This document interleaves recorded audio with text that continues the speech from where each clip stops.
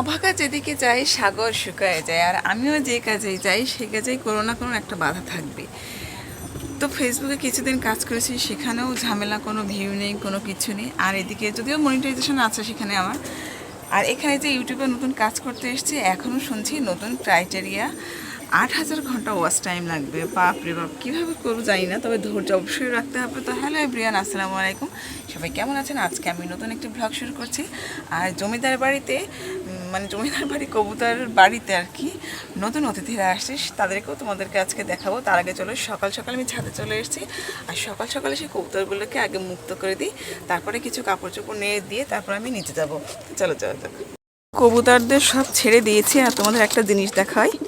এই যে জমিদার কবুতরের বেবি হয়েছে, দুইটা বেবি। এইদিকে না আরও আছে, হ্যাঁ আমি দেখাতে পারছি না।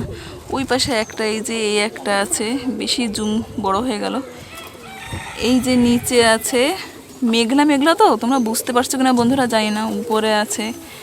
তারপরে এই ঘরের ভিতরেও আছে। ঘরের ভিতরেগুলো কীভাবে দেখাবো বুঝতে পারছি না। এগুলো জানি না, আমার হাজব্যান্ড উনি বলেন যে এগুলো দেখালে নাকি বাচ্চা হয় না, আর যার জন্য আমি দেখাতে চাই না। কিন্তু এই বাচ্চাগুলো, এত ছোট বাচ্চা আমি এর আগে কখনো দেখিনি। হয় কিন্তু আমি আসলে উপরে ভেবে কখনো আসি না, তাই দেখিও না। তাই তোমাদের কাছে একটু শেয়ার করলাম কেমন হয়েছে। আর কবুতরের ঘর তো স্বাভাবিক নোংরা থাকে, এই নিয়ে প্লিজ তোমরা কেউ কোনো কমেন্ট করো না। অনেক পরিষ্কার করা হয়, আমার শাশুড়ি করেন, এইগুলো আমি করি না। কিন্তু তারপরেও না এরকম মানে অপরিষ্কার থাকেই, হ্যাঁ। কারণ পাখি, ওরা তো আসলে মানুষ না, তাই না? হবে এরকম। ভালো লাগছে না দেখতে, বলো বন্ধুরা? কিউট কিউট বেবিগুলো, জমিদারের বংশধর। কবুতরগুলোকে মুক্ত করে দিয়েছি। এবার আমি সকাল সকালই পাস্তা রান্না করতে চলে এসেছি। এখন রান্নাঘরে যাবো। আমার হাজব্যান্ড উনি চলে যাবেন আজকে ওনার কর্মক্ষেত্রে, তো সেখানে উনি চলে যাবেন, যার জন্য সকালে ওনাকে শুধু সামান্য একটু পাস্তা রান্না করে দেবো। উনি আবার ডিম ছাড়া খায়, সিম্পলভাবেই রান্না করে দেবো। চলো। পাস্তাটা আমার অলরেডি সিদ্ধ হয়ে গেছে বন্ধুরা। এবার আমি ছেঁকে এটাকে তেলে দিয়ে সিম্পলভাবে রান্না করে আমি কিন্তু সস দিয়ে ওনাকে প্যাকেট করে দিব। এই যে বন্ধুরা, টিফিন বক্সের ভিতর কিন্তু দিয়ে দিয়েছি ছোট বাচ্চাদের মতো। আর দুইটা এখানে সসের প্যাকেট দিয়েছি। উনি ডিম দিয়ে একদম পছন্দ করেন না, আমি আপনাদেরকে আগেই বলেছি, যার জন্য এভাবে সিম্পলভাবেই করে দেওয়া হয়েছে। সকালে জাস্ট হালকা পাতলা একটু খেয়ে উনি অফিসে ঢুকে যাবেন। সকালের সমস্ত কাজগুলো কিন্তু কমপ্লিট করে আমি অন্য কাজে চলে এসেছি। তো অন্য কাজে চলে এসেছি, আর মনে মনে একটাই ভাবছি যে আসলেই আমি যে কাজে যাই সে কাজে একটা না একটা ঝামেলা হয়। মানে কি বলবো, কোনো কাজে সফলতা যে পাবো এই আশাটুকু শেষ পর্যন্ত থাকে না। কিন্তু আমি এবার চিন্তা করেছি যে না, একদমই ধৈর্যহারা হব না। কারণ আমরা মেয়ে, শুধু আসলে মেয়ে কথাটা বলা ভুল, ছেলে মেয়ে উভয়েরই অনেক বেশি ধৈর্যের প্রয়োজন বেঁচে থাকতে হলো। কিন্তু আমাদের মেয়েদের কথাটা কেন বললাম জানেন? কারণ আমরা সংসার লাইফে এত এত এত এত স্ট্রাগল করি, মানে বিয়ের পর অন্যের বাড়িতে যেয়ে, মানে মানে কী বলবো, শ্বশুর বাড়িতে যেয়ে এত সমস্যার সম্মুখীন হয়। সেখানে শ্বশুরবাড়িতে তো প্রধানমন্ত্রী থাকে, মন্ত্রী থাকে, মাননীয় স্পিকার থাকেন কয়েকজন, আর একজন থাকেন শুধু দর্শক, সে হচ্ছে বর। কথাটা কি ভুল বললাম? ভুল বললে আমাকে একটু কমেন্টে জানিয়েন। তবে এটা সবার ক্ষেত্রে কিন্তু সমান না, অনেক প্রতিবাদী এবং অনেক দায়িত্ববান পুরুষও কিন্তু আছে কোনো কোনো সংসারে। তো যাই হোক, আমি তাদেরকে বলছি, তবে ম্যাক্সিমামই কিন্তু এমনই হয়। তাদের একই কথা যে আমি তাদের মুখের উপর কিভাবে বলবো, কিন্তু এটা একবারও চিন্তা করে না যে পরের বাড়ির মেয়েটা সব কিছু ছেড়ে এসে এগুলো কিভাবে সহ্য করবে, এগুলো কিভাবে সে ডাইজেস্ট করবে, এটা তাদের মনে হয় না, সেই পুরুষদের। যাই হোক, অন্য কথায় চলে যাচ্ছি। যেটা বলছিলাম যে ইউটিউবের নতুন যে রুলস, তবে এটা কিন্তু আমাদের জন্য একটা ধৈর্যের পরীক্ষা। আমাদের এই ধৈর্যের পরীক্ষায় সব মেয়েদেরকেই জিততে হবে। কারণ আমরা সংসার জীবনে যদি এত কষ্ট করতে পারি, ইউটিউবে এসেই প্রতিদিন একটা ভিডিও কষ্ট করে একটু আপলোড করে, আমরা তো বাহিরে কোথাও যাচ্ছি না, তাই না? বাইরে যে সমস্তটা দিন, মানে 9টা 5টা অফিস করে বাসায় ফিরছি, এমন তো না। তাহলে বাসায় বসে স্ট্রাগল করতে আমাদের প্রবলেমটা কোথায়? আমাদের ধৈর্যটা কেন হারিয়ে যাবে? আসলে আমি এমন বলছি, মাঝে মাঝে আমারও এমন হয়। কিন্তু আমি বলছি যেন তোমরা সবাই একসাথে এইটা আর কি হলো মোকাবেলা করো এই সময়টা। আর আমি যাতে তোমাদেরকে দেখে অনেক বেশি ইন্সপায়ার হই। আর একটা আপু কমেন্ট করেছিলেন, সেই আপুর কমেন্টটা ছিল এমন যে, আপু তোমার কথা ভিডিওতে অনেক স্পষ্ট শোনা যায়, তুমি কি মাইক্রোফোন ইউজ করো? আপু না, আমি কোনো মাইক্রোফোন ইউজ করি না। দেখবে বেশিরভাগ ভিডিওতেই আমি কিন্তু ইনস্ট্যান্ট ভয়েস ওভার দিয়ে তারপরে ভিডিও করি। পরে ভয়েস ওভার দিয়ে কথা বলতে আমার একদম ভালো লাগে না, ওটা আমার কাছে অনেক প্যারা একটা মনে হয়। আর এমনও হয় যে আমি ম্যাক্সিমাম সময় দিনের বেলায় শ্যুট করি, সেটা দিনের দিন, যেমন আজকে ভিডিও আমি আপলোড করব সেটা আজকেই আমি শ্যুট করে এডিট করে দেন আমি আপলোড করি। তো সেক্ষেত্রে অনেক নিরিবিলি ছাড়া কিন্তু ভয়েস ওভার দেওয়া যায় না। সেক্ষেত্রে আমার অনেক রাত্রে ভয়েস ওভার দিতে হবে। তো যখন আমি দিনের বেলা ভিডিওটা শ্যুট করি তখন আমি ভয়েস ওভারটা দিব কীভাবে, তো ইনস্ট্যান্ট আমি ভয়েস দিয়ে এইভাবেই শ্যুট করি। আমি কোনো মাইক্রোফোন ইউজ করি না, ভয়েসটা একটু আমার এমনি একটু লাউড, আমি কথা এরকম লাউডলি, আশেপাশে এত সাউন্ড গাড়ির, যেটা বলছিলাম যে আমি কথাটা ছোটোবেলা থেকে আমার অনেক লাউডলি এবং স্পষ্টভাবে কথা বলি। আমার কথা বলায় যতটা একটু কম সেটা তোমরা হয়তো বুঝতেই পারছো। তো যাই হোক, আমি এভাবেই ভিডিও করি। আর এখন কিন্তু আমি দুপুরে রান্নায় চলে যাব। দুপুরে রান্নায় আজকে কী কে থাকছে সেটাও তোমাদেরকে দেখাবো। তবে একটা বিষয়, নিজে আমার শাশুড়ি আমাদের পেঁপে গাছ থেকে পেঁপে পাড়তে গেছেন, তো আমি নিজে যে ভিডিওটা শ্যুট করতে পারবো না, কারণ আমি তো চুপি চুপি ভিডিও শ্যুট করি। তো যাই হোক, আমি উপর থেকে জুম করে তোমাদেরকে দেখাবো, তবে তখন কিন্তু আমি কোনো ভয়েস ওভার দিব না। আর তোমরাও কিন্তু ভয়েস ওভার না দিলে মন খারাপ করবে না বন্ধুরা, এটা তোমাদেরকে প্রমিস করতে হবে যে তোমরা মন খারাপ করবে না। আমি চুপি চুপি জাস্ট তোমাদের একটু দেখাবো ভিডিও শ্যুটটা, যদি পারি, আর না পারলে ভিডিওতে দেখাবো না। তোমরা কিন্তু কেউ মন খারাপ করবে না। সরাসরি আমি দুপুরের রান্নায় চলে যাই, চলো। দুঃখিত বন্ধুরা, আমি এখানে কথা বলতে বলতেই ওদিকে আমার শাশুড়ির সবজি নিচ থেকে ওঠানো হয়ে গেছে। উনি পেঁপে আদৌ পেরেছেন কিনা আমি জানি না। তো যাই হোক, আমি রান্নায় চলে যাব, কিছু করার নেই। Sorry sorry sorry. এবারে চলে আসি দুপুরের রান্নায়। আমরা যারা ভ্লগিং ভিডিও করি এদের দুপুরে রান্না না দেখালে কিন্তু ভিডিওটা ইনকমপ্লিট থেকে যায়। তো আজকে দুপুরে থাকছে বেগুন আলু মাছ রান্না। এখন আমার বেগুন আলু মাছ রান্না হবে। এর জন্য খুব সুন্দর করে আমি মাছে লবণ হলুদ মাখিয়ে রেখেছি। মাছ রান্নার আগে যদি খুব সুন্দর করে লবণ হলুদটা মাখানো না হয় তাহলে কিন্তু মাছের ভিতরে লবণটা ঠিক ঢুকতে চায় না, আর মাছগুলো কেমন সাদা সাদা দেখা যায়, ভালো লাগে না। যার জন্য খুব সুন্দর করে লবণ হলুদ দিয়ে মেখে তবে কিন্তু এটা ভাজি করি আমি। আর এটা কিন্তু জাস্ট কোনো রেসিপি না, আমি আসলে কিভাবে রান্না করি সেটা তোমাদের সাথে শেয়ার করছি। এটা কিন্তু এই পর্যন্তই।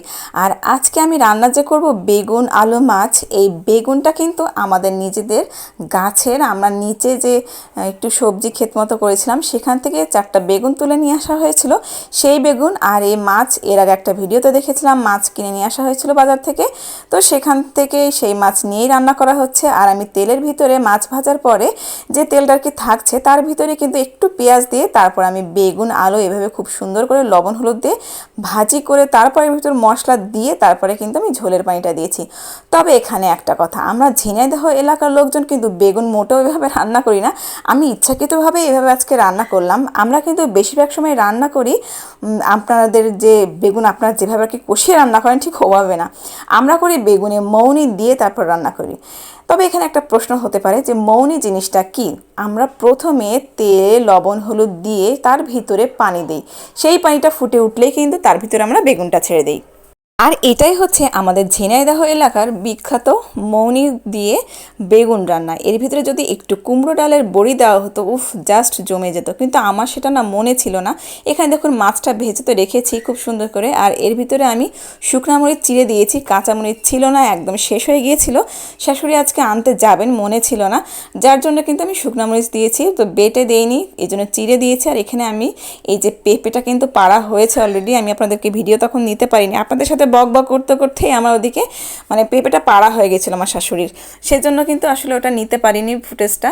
এটা আমি খুব সুন্দর করে প্রেশার কুকারে ধুয়ে ডাল, মুসুর ডাল এবং পেঁপে দুইটাই আর কি প্রেশার কুকারে রেখেছি। তারপরে এর ভিতরে লবণ হলুদ আর শুকনা মরিচ চিড়ে, যেহেতু এই যে বললাম কাঁচা মরিচটা আজকে শেষ হয়ে গেছে, তো সেই জন্য এর ভিতরে খুব সুন্দর করে ওটা চিড়ে দিয়ে তারপরে কিন্তু এটা ঢাকনা দিয়ে ঢেকে দিব। আর এখানে দেখুন আমার বেগুনটা পানিটা খুব সুন্দর করে ফুটে গেছে, এর ভিতরেই কিন্তু আমি মাছটা দিয়ে দেবো। আমি কিন্তু যে কোনো ঝোলের তরকারিতে ঝোলটা ফুটে উঠলেই কিন্তু আমি মাছটা দিই, তাছাড়া আমার দিতে ভালো লাগে না, এবং সেটা খেতেও কেন জানি না আমার কাছে খুব একটা ভালো লাগে না। সবাই বলে বেগুন, কিন্তু এই বেগুনের তরকারি কিন্তু খেতে সব থেকে বেশি স্বাদ, এটা আমরা সবাই জানি। আর এই বেগুনের ভিতরে যদি সত্যি সত্যিই বড়ি দিতাম তাহলে যে কী ভালো লাগতো, আমার খুব আফসোস হচ্ছিল। যাই হোক, আমি ঢেকে দিয়েছি, একটু পরে কিন্তু হয়ে যাবে। আর এদিকে দেখুন, আমি যে বলছিলাম না যে লবণ হলুদ দিয়েও খুব সুন্দর করে এটা প্রিপারেশন করে দেন আমি প্রেশারে দিব, তারপরে কিন্তু একটু তেলে ফোড়ন দিলেই কিন্তু এটা আমার ব্যাস রেডি হয়ে যাবে। আর মুসুরির ডালটা কিন্তু এখানে আমি একটু বেশি করেই নিয়েছি, তাহলে খেতে কিন্তু খুব বেশি ভালো লাগবে। আর মুসুরির ডাল তো আমাদের মাঠের নিজেদের, তো কিছু কিছু জিনিস নিজেদের হলে কিন্তু অনেকটা সাশ্রয় হয়, সেজন্য কিন্তু আর কি এগুলো আমাদের করা। আর সাশ্রয়ের পাশাপাশি খেতেও কিন্তু বেশ আনন্দ হয়। দেখুন বেগুনটা আমার একদম রেডি, কি সুন্দর কালার হয়েছে, খেতেও কিন্তু খুব ভালো লেগেছে। কারণ আমি যতক্ষণে ভয়েস ওভার দিচ্ছি ততক্ষণে কিন্তু আমার খাওয়া শেষ। আর এখানে পেঁয়াজ রসুন, একটু দারুচিনি আর 2টা শুকনো মরিচ আস্ত আমি তেলে দিব। আর দেখুন প্রেশার কুকারে কয়েকটা সিটি দিলেই কিন্তু আর কি হয়ে যাবে। এটা দেখুন ডালটা সিটি দেওয়া হয়ে গেছে, ঢাকনাটা আমি খুলে দিয়েছি, অলরেডি সিদ্ধ হয়ে গেছে। আর তেলের উপরে আমি সব কিছু দিয়ে একটু নাড়াচাড়া করে নিয়েছি। শুধু কিন্তু আমি এখানে এই কয়টা উপকরণই দিয়েছি, এখানে কিন্তু আমি জিরা বা কালো জিরা কোনো কিছুই কিন্তু দেইনি, কিন্তু তারপরে কিন্তু খেতে বেশ ভালো হয়েছিল। আর এইগুলো কিন্তু খুব ঠান্ডা তরকারি, পেঁপে এইগুলোতে খুব বেশি মানে মশলা দিলে কিন্তু এর গুণাগুণটা নষ্ট হয়ে যায়, খেতেও কিন্তু খুব বেশি ভালো লাগে না। দেখুন পেঁপেটাও কিন্তু আমার রেডি, আর দুপুরে খাওয়াটাও কিন্তু খুব ভালো হয়েছে আজকে। রান্না বান্না শেষ করে দুপুরবেলা সব কিছু কমপ্লিট, খাওয়া দাওয়া কমপ্লিট। এখন এই যে ননদ তাদের গাছ থেকে এই যে জাম্বুরাটা নিয়ে এসছে, এটা আমি আজকে মাখাবো। এর আগে একদিন তোমাদের বন্ধুরা দেখিয়েছিলাম যে আমি জাম্বুরা খাচ্ছি, কিন্তু সেটা আমি মাখাইনি, কিন্তু আজকে এটা মাখাবো। তবে এখন এই ভিডিওতে দেখাবো না, নেক্সট কোনো একটা ভিডিওতে তোমাদেরকে দিব। তো ছাদে চলে এসেছি, ছাদের এই জায়গাটায় ভিডিও শ্যুট করতে না অনেক সুবিধা হয়, এখানে মানে অনেক ক্লিয়ার আসে, খুব ভালো লাগে। আর ওই সাইডটাতে মানে ছাদটা তো আমাদের অনেক বড়, সব জায়গাতে ভিডিও করা যায়, প্রবলেম না। কিন্তু আশেপাশে অনেক লোকজন আছে, কারণ বোঝো তো বাড়ির বউ এভাবে ভিডিও করবে, এটা সবাই আসলে এখনও মেনে নিতে পারে না, সেই জন্য আমি আসলে ওইভাবে ভিডিও করি না। তো যাই হোক, এটা মাখাবো। তো আগের জাম্বুরাটা হচ্ছে যেটা খেয়েছিলাম তোমাদের দেখিয়েছিলাম, সেটা কিন্তু সাদা ছিল, কিন্তু ওই জাম্বুরাগুলো না আসলে ভালো লাগে না। হ্যাঁ, বেশ বাতাস হচ্ছে, তবে এইটা কেমন হয় দেখাবো। ওয়াও, কি দারুণ বেল হয়েছে গাছে। আচ্ছা বন্ধুরা, তোমাদের সাথে কথা বলতে বলতে একটা জিনিস খেয়াল করলাম, পাশের বাসার একজনের গাছে অনেকগুলো বেল হয়েছে, দারুণ। একটু জুম করে তোমাদের দেখাই। আর সরি, আমি সেই পেঁপের ভিডিওটা দেখাতে পারলাম না, আমার আবারও ভীষণ মন খারাপ হচ্ছে। তো যাই হোক, আমি তোমাদেরকে একটু বেল দেখাই। বেল ওই যে বলে না, ন্যাড়া বেলতলায় একবারই যায়। অনেকে আছে না যে 3টা 4টা পর্যন্ত বিয়ে করে, আসলে কি বলবো, এদেরকে আসলে বুদ্ধি শুদ্ধি নেই। নেরা তো বেলতলায় একবারই যায়, কিন্তু মাথা যদি না ফাটে তো বারবারই যায়। তো যাই হোক, চলো তোমাদেরকে একটু দেখাই বেল। এই দেখো সেই বেল গাছ, ওয়াও, দেখা যাচ্ছে ভালোই, বেল গাছের দারুণ বেল ধরেছে। আর এই বেল গাছের বেলগুলো যা দারুণ, মানে আমাদের এই পাড়ায় কারোর গাছে কোনো ফল হলে এখনও সবাই সবাইকে না দিয়ে না খায় না। এই পাশে যেরকম দেখো এই যে নারিকেল হয়েছে, এগুলো মনে করো যখন হবে আমাদেরকে না দিয়ে খাবেন। আবার আমাদেরও যা হয় সবজি টবজি আমরা না মানে কাউকে না দিয়ে না খাই না। অঞ্চলে কিন্তু এই জিনিসটা নেই, মনে করো সবাই মানে যে যার ফ্ল্যাটে থাকে, বন্দি থাকে, কারো বাসায় কি বিপদ হচ্ছে কেউ টেরই পায় না। আর আমরা আর কি মফস্বল শহরে থাকি, একটা থানা শহর এটা, তো এখানে এখন পর্যন্ত কারোর বিপদ হলে কেউ এগিয়ে আসে। প্রতিবেশী কি জিনিস সেটা আমরা এখনও বুঝতে পারি, ঠিক আছে। অনেকে এটা বোঝে না, মানে শহরের যারা আর কি তারা বোঝে না। যাই হোক, প্রচণ্ড বাতাস হচ্ছে, হালকা রোদও আছে, তো ওইটুকু রোদেই আমি তাকাতে পারছি না, কিন্তু প্রচণ্ড বাতাস হচ্ছে, আবার ভীষণ ভালো লাগছে, ওয়েদারটা বেশ ভালো আজকে। তো বন্ধুরা, আজকে ভিডিওটা শেষ প্রান্তে চলে এসেছে একদম।